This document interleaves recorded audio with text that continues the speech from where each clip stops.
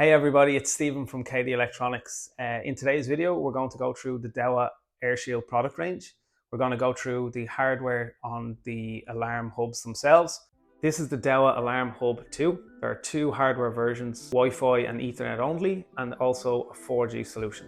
Let's take a look at some of the hardware features in the Dahua AirShield Hub 2. This is the hardware for the Dahua Alarm Hub 2. You can see here that there's an AC power adapter with the power supply built in.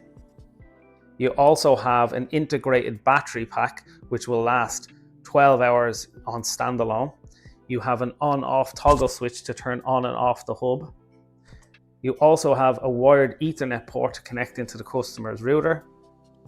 You have an AP connection switch for connecting to the customer's Wi-Fi. You also have a back and front tamper of the actual device, as well as an integrated speaker to announce arming, disarming, and alarm status.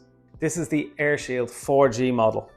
Again, it has AC power, wired Ethernet, your on and off switch, its integrated battery for backup in case of mains failure.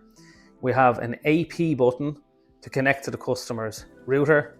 We have a front and back tamper, again, along with a built-in speaker for announcing arming and disarming of the actual alarm hub, as well as any issues for fault.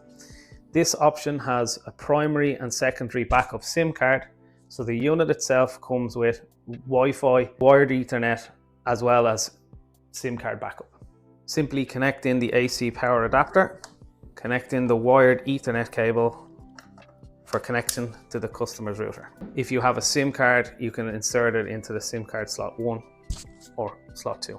Once the cables are inserted, you can click it on to the back plate. The Dahua Hub 2 works on 868 megahertz, which we're all very familiar with in the Irish industry, and has two-way configuration.